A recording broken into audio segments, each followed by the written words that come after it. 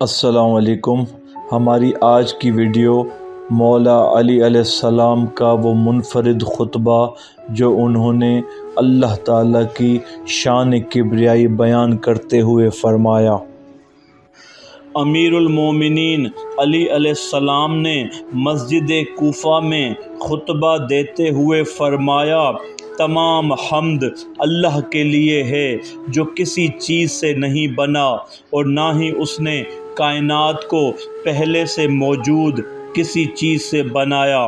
وہ اشیاء کو حادث بنا کر اپنی ازلیت کی گواہی دلانے والا ہے اور اشیاء کو عاجزی کا نشان لگا کر اپنی قدرت کو ظاہر کرنے والا ہے اور اس اشیاء کو فنا پذیر بنا کر اپنے دوام کی گواہی دلائی۔ کوئی مکان اس سے خالی نہیں ہے کہ اس کی ظرفیت کا ادراک کیا جا سکے اور اس کی کوئی مثال نہیں کہ اس کی کیفیت کی وصف بیان کی جا سکے، اور وہ کسی چیز سے غائب نہیں ہے کہ اس حیثیت کو جانا جا سکے۔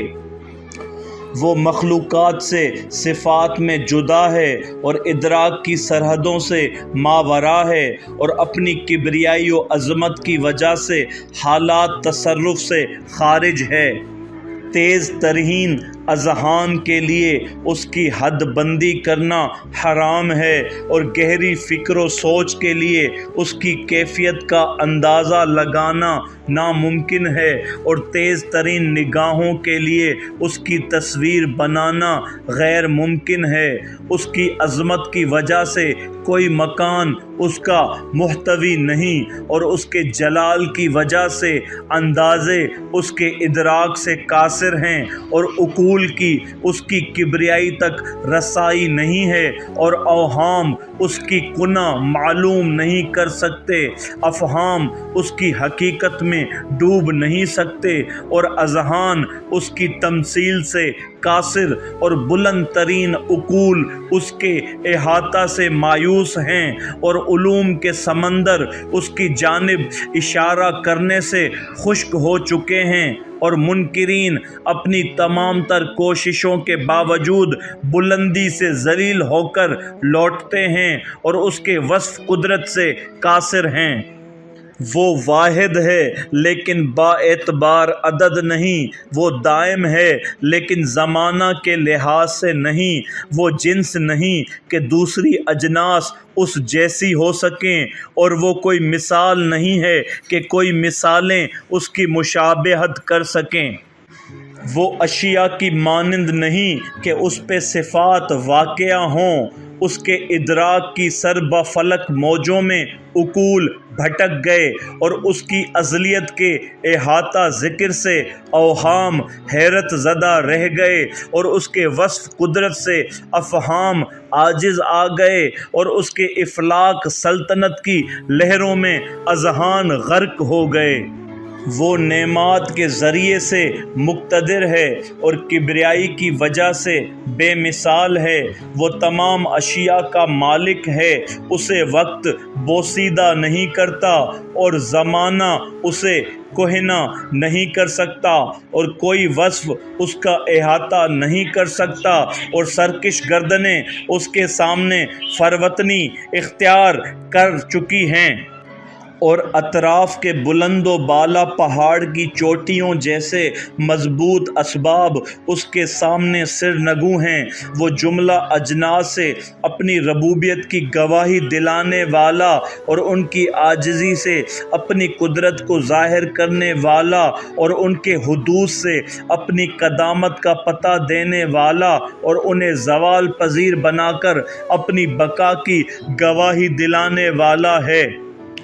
اشیاء کائنات کے پاس اس کے ادراک کا کوئی چارہ کار نہیں، اور اللہ کے احاطہ سے کوئی مخلوق نکل نہیں سکتی، اور اللہ کی گنتی سے اپنے آپ کو حجاب میں نہیں رکھ سکتی، اور اللہ کی قدرت کو اپنے سے ہٹا نہیں سکتی۔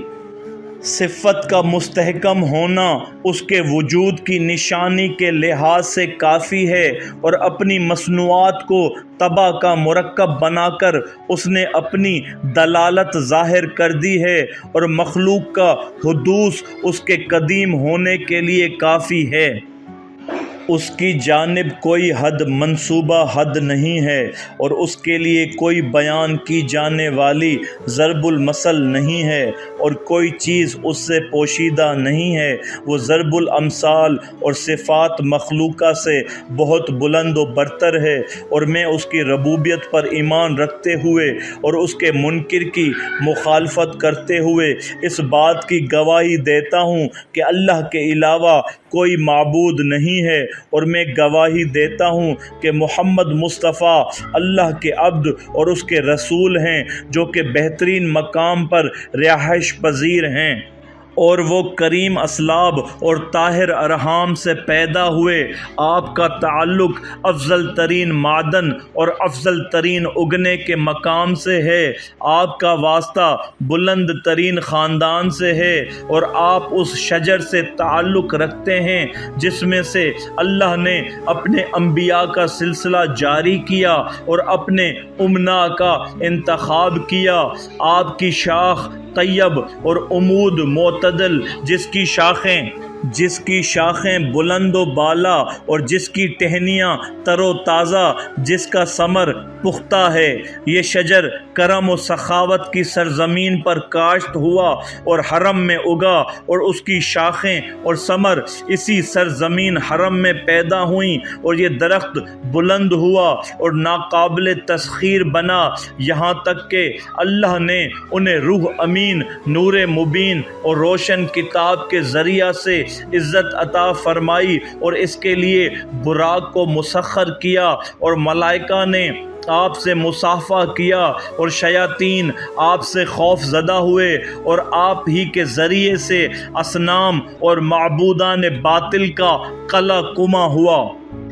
آپ کی سنت عین ہدایت، اور آپ کی سیرت عدل، اور آپ کا فیصلہ حق پر مبنی ہے۔ آپ کے پروردگار نے آپ کو جو حکم دیا، آپ نے اس کی مکمل تبلیغ فرمائی، اور جو کچھ اللہ نے ان کے ذمے لگایا انہوں نے اس کی تبلیغ کی، یہاں تک کہ آپ کی دعوت کے نتیجے میں توحید کا بول بالا ہوا، اور مخلوق میں لا الہ الا اللہ وحدہ لا شریک لہو کا چرچا ہوا، وحدانیت خالص شکل میں نمودار ہوئی، اور ربوبیت صاف و شفاف ہو کر سامنے آئی۔ اللہ نے توحید کے ذریعے سے اپنی حجت کو ظاہر کیا، اور اسلام کے ذریعے سے اس کے مقام کو بلندی دی، اور اللہ نے اپنے نبی کے لیے بلند ترین درجہ اور مقام و وسیلہ اور رضا کا انتخاب کیا۔ آپ اور آپ کے پاک خاندان پر درود ہو۔